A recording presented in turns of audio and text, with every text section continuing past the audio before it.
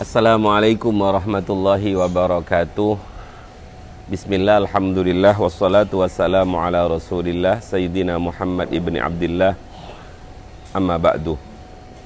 Alhamdulillah kita sudah sampai kepada hikmah yang ke-9, ngaji hikam 9 menit, ringkasan saja.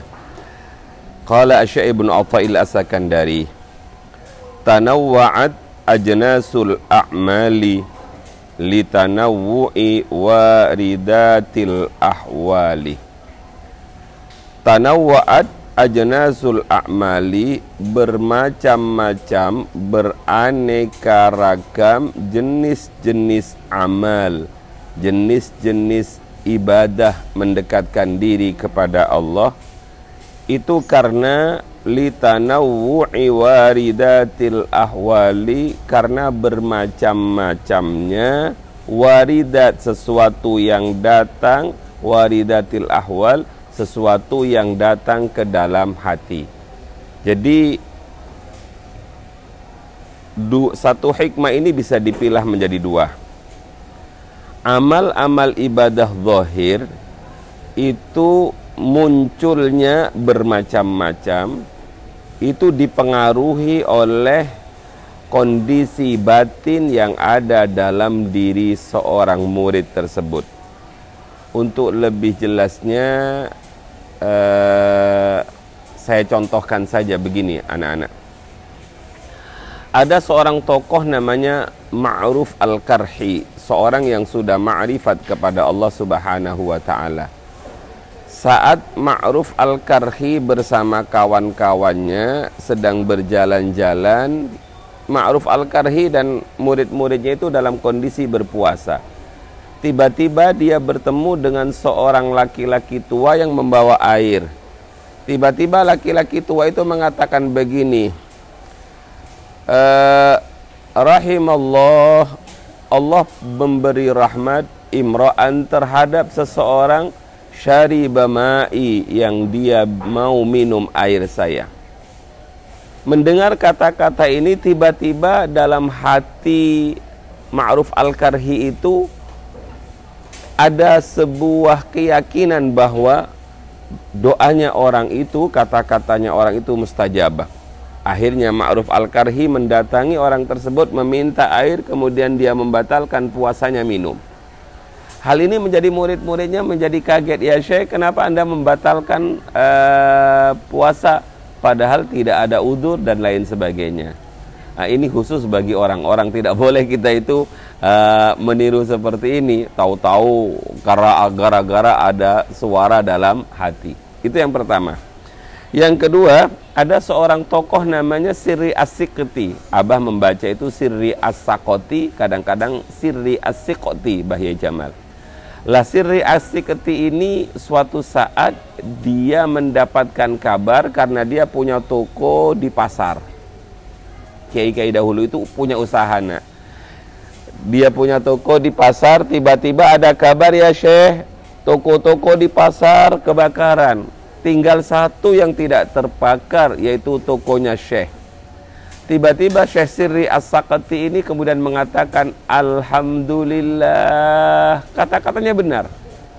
Tapi tiba-tiba datang ahwal dalam diri hatinya bahwa ada kata-kata begini, hei kamu, kenapa kamu mengatakan alhamdulillah, bersyukur kepada Allah hanya gara-gara tokomu yang tidak terbakar, sementara toko saudara-saudaramu terbakar. Jadi Sirri As-Siqti ini ahwalnya merasa disalahkan. Akhirnya apa yang dia lakukan? Dia kemudian beristighfar. Jadi amal istighfar ini adalah amal zahir.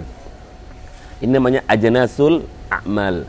Dia beristighfar sebanyak selama 30 tahun untuk mengistighfari kata alhamdulillah yang keluar dari lisannya ketika tokonya aman, ketika tokonya selamat dari kebakaran. Karena apa? Dia mengatakan istighfar karena dia ditegur oleh hatinya. Kenapa dia beralhamdulillah di atas penderitaan orang lain? Jadi kadang-kadang kita tidak boleh meremehkan orang. Ada orang yang wiritannya hanya alhamdulillah, alhamdulillah.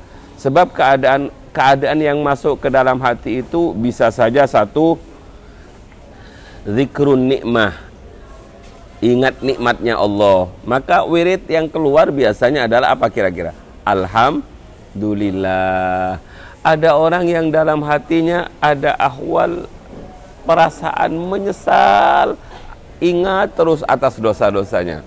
Maka ibadah yang keluar dari lisannya itu biasanya apa? Astaghfirullah atau la ilaha illa anta subhanaka inni kuntu minadh dhalimin. Ada orang yang kangen sekali hatinya kepada baginda Rasul. Biasanya yang keluar dari lisannya adalah sholawat.